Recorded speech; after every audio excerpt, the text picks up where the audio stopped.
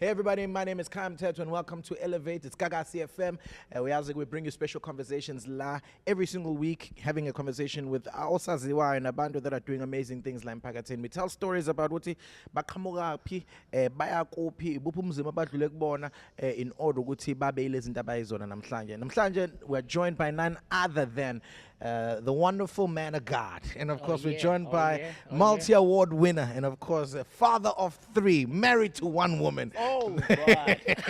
He's a great man. I love him so much. Musician, singer, songwriter. Thina Zungu. My brother, thank you so much for joining us namhlanje. Really, really appreciate it. Ngiyabonga mfethu, ngiyabonga ukungimema. Yes, sir. Ngiyaphila kakhulu mfethu. Tell us a bit about Tunyaga 2024. How has it been for you? Maybe just give us an overview of the highlights. Owabonile mhlambe enzekile empilweni yakho wabona ukuthi I know ngathi kuhle kwenzekile kulonyaka. Yabona mfethu u2024 uqale kanzima. Ngathola ama challenges but uzophela kamnandi. Yeah. So that means unyaka obalansile. Akukho engakakutholi. Had a rough inyanga lapha phakathi nonyaka, but I know ukuthi uNkulunkulu whenever kukhona into challenge out, that means you're going somewhere. I hear you. You know, I like what you're saying. I like the honesty that you have tonight because when people see you on stage, bangayitshena ukuthi usugqoke kahle wena uyindoda ema-3-piece uhlala uclean we thathela phezulu into oyenzayo. You respect your audience, you respect what you're doing, you respect uNkulunkulu as well. Uthe uqala unyaka in a rough way. Maybe take us through to some of the things that you want to bring to our confidence as humanizer, as wenza uthi ubone ukuthi now uphila emhlabeni nabanye abantu. You know nje for the first time kulonyaka singenelwe igebengu endlini. My God. I understand. It was my first time nje khonjwa ngeibhamu. Fanele ukwazi ukuvikela umndeni khona la, fanele ubone ukuthi wenza kanjani, you know. So it's one of the experiences engithi uNkulunkulu khona into angithembe ngayo kakhulu because okubalekela ukuthi aphuma lapho siphila. What was going through your mind kungena abantu endlini indaba yobugebengu nokudlula ezikhathini enzima in this country? A lot of South Africans face crime. And singayitshena ukuthi wena uyibrande njengendoda ehlala esitezini esinepool. How I'm sure abantu bayetshena sengena negebengu. Sure. You know ezinye zezinto obukhuluma ngazo ukuthi ziyakubuyisa ekuthenini umuntu phela nawe at the end of the day. Noma futhi okuhle kakhulu is to ngiyajabula mangabe izinto ezikanje zenzakala kubantu that understand uNkulunkulu, that believes in God, because abantu bazoyitshela ukuthi simkhonza uNkulunkulu just because asenzakalelwa izinto ezimbi. So to show ukuthi nathi we go through the rough patch, futhi okumnandi ukuthi we talk about these things, sibatshela abantu lokhu ngidlula la, but into ebalekile udlule kanjani, what ama results aphumile after udlulile kulezo inkinga lezo. So into nje efike engqondweni yami yabo mase kushubileke baba ibhamzila iyodwa into osuku uyithandazela ngicela ukuphuma ngiphila ukuthi kanjani angazi kodwa ngikuthembile ukuthi you can do something nangempela saphuma sonke siphila akekho walimala ngathi thank God life goes on. Here I am namhlanje. Very, very good. I want to talk about your music career because you come from humble beginnings. Sure. Windoda ekhulele esontweni, windoda ekhuliswa abazali abamthandayo uNkulunkulu, wakhetha futhi path ecishe ifane ne upbringing yakhe ngibeka kanje. And how has it been for you, because the industry looks easy. It looks like izinto zenzeka kalula. What are some of the things that you face, because a lot of things that I've seen like Gagasi, we're a music station and I meet a lot of artists that abafuna ukungena ku-industry, abantu abafuna opportunity, and they don't understand the struggles that even Thina as musicians we face in building our brand. What have been some of the struggles that you faced in building a brand ya Thina Zungu? Yabona nje mfethu, more than building ukuyisustain ke I think ikona okunzima kakhulu. Ngiyabona ukubuilda yabona mase kuthiwa sustain ke manje nayi brand isikhona, but what I like mina ngokukhula kwami nangendlela engene ngayo emculweni, mina emculweni ngingene futhi ngiphushele lokwangempela because ngiqale kuma street corners, lento yokubeka ipika ema rank ucule ulindele ukuthi abantu kufanele bakubukele. Yacala lapha I'm coming from a background ethi you are usuke esontweni. So from esontweni to the street, esontweni ushayela izandla nomoba. So now lapha in the street, that's where you learn how to perform now. Fana performela abantu abangahlangani now, abangeba kuzwele futhi. Maybe ngayizwe into yakhe abayizwa. We understand? So they will take into zabo bahamba usala ucula wedwa. So ngiqhamuka kuleyo challenge yokuthi now uyabo izinto ekanjalo zingaze zikutshela ukuthi you are not good enough. While wazi ukuthi ngine voice e right nje and nginabantu engaze ngamhlula lo. Kodwa attention uyithola kakhulu more than mina. So that's why you get a challenge. Yokuthi uze ube nento yokuthi uyayidoubt ukuthi you can do this and ngina future la I don't have a future here and then let me try something else. This is not working out for me.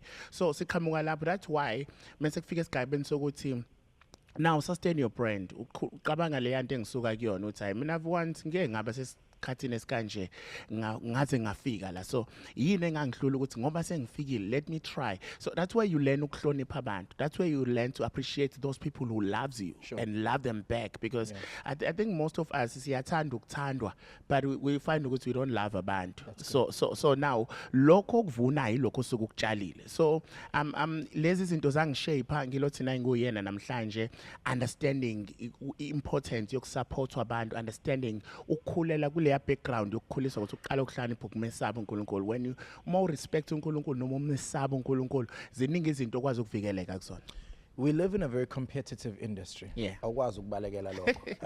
I-gospel music iba nalento ukuthi ngenxa ukubona asibhifani ukuthi mhlambe sithukane ko social media ngathi ibhifa ayikho. You know what I mean? Onoma ngoba sengathi asicompete ngoba ama mixtape asiwenzi. Ngoba mixtape awekho gospel. She awekho ama WhatsApp angasenda anzima. How have you dealt with the competition ku-industry? Because I hate lento umuntu bakhuluma sengathi competition like ikhona. You know what I mean? And I think now that we're living in the age of social media and living in the age of there's a bit more money guys are making, they're flashing even more, they're beginning to build even more.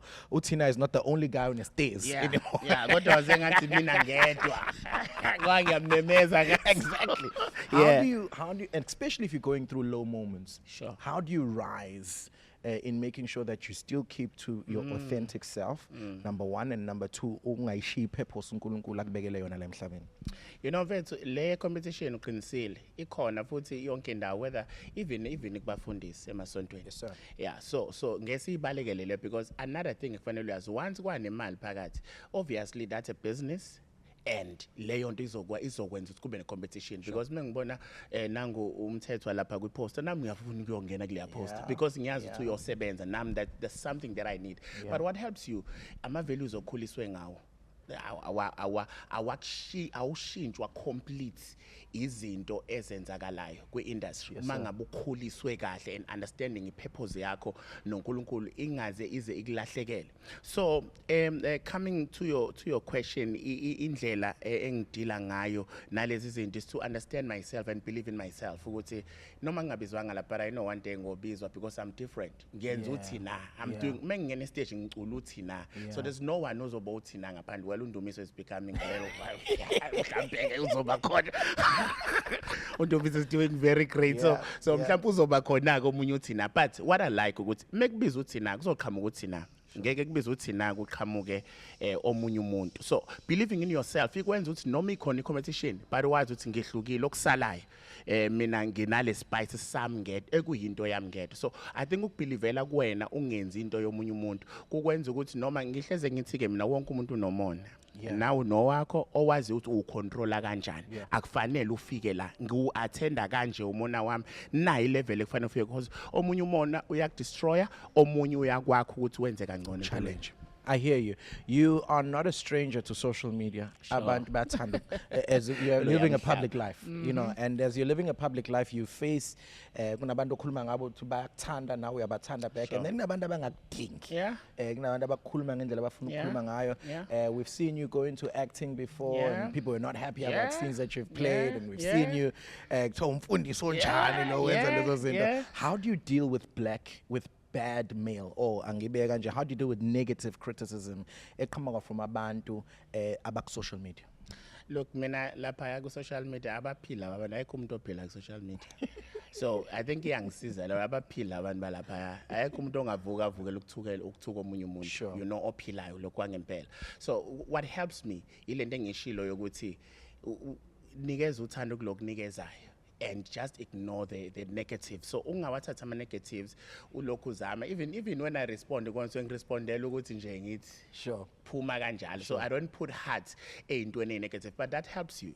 If you can remember even uJesu wakwabuza ebuza abafundi bakhe ukuthi abantu bebekhuluma la bathi ngoba. So it helps you to understand ukuthi abanye abantu bacabangani ngawe ukuze those abacabanga positive ngawe uzoba appreciate and learn to live with them and give them love, you know. So mina focus on love, ongelona uthando I just ignore it, akungicosuli mengithukile uthukile kwaphela kanjalo still ngisane stage sami ngisaphelele ngisa right akungishitsha akungicosulanga ndawo. Then why?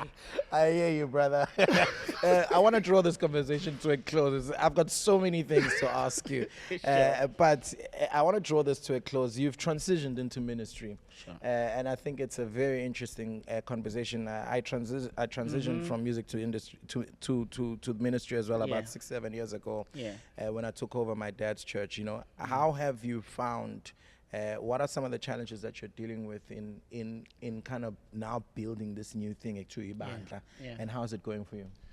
Look, Vets, I think one was more challenging because yabo ungena entweni ongayazi ongakazi wayicabanga ukuyona ongakazi wayi. So what led you to it? What led you to it if into yathi ungazicabanga? uNkulunkulu wangibiza. Yeah. And kwafanele ngiunderstand ukuthi hayi no ngiyabizwa ke njengamanje because again abanye abantu into abashaya kulokhu ungayizwi call uzothi nayi call ilokhu ikubiza ilokhu inyuka, you know. So it's because mina as much as I'm not even ebandleni lasekhaya but ngisebandleni engakhulela kulona, but I was trying to run away from it because it kwasekuhlukene kusekwesikhathi eside ngingayikhona, but uNkulunkulu mase ngibiza understand no uNkulunkulu kusho ukuthi uyangidinga, then I had to accept the calling. Sure. And then mengikhuluma noNkulunkulu ngithi because everyone obizwayo usukazi ukuthi uNkulunkulu utheni kuyena, you understand. Then kwase kufanele nami ngibe nezinto ezinkulunkulu ngiyacela ke la esinkweni sami kungabe kushort. Uthini umuntu othi hayi vele ukuthi naba sebengena esondweni ngoba sebefuna imali ya everyday usekhansela ibooking fee usefuna offering ngikubuza hayi ngizwa besho njalo ngisangibuze na mhlambe ngikwi ministry wrong mhlambe ngoba la ekholweni or la kwi leadership awuqali ngokusenga ungalusanga. Yes sir. Fanele uqala uluse wondle and then God will pay you. Abantu bayitshela ukuthi bazodlala abalusa khona. God will always make a way ukuthi uyakuphilisa. As I said ukuthi it was my conversation noNkulunkulu ngithi uNkulunkulu ngicela ukuphila kodwa okusala yilokho engikudingayo ukuthi isinkwa sami because I need to abantu abazi ukuthi thina siphenuka especially mina la ngabizelwa khona ngabizelwa lokushini mina abantu bayiqakekela bayihluphekela. I need fanele ngithi ngibondla ngezwe ngiphinde futhi ngenze sure ukuthi balala baba nalo ithemba lokuthi bakwazi ukulala bedlile.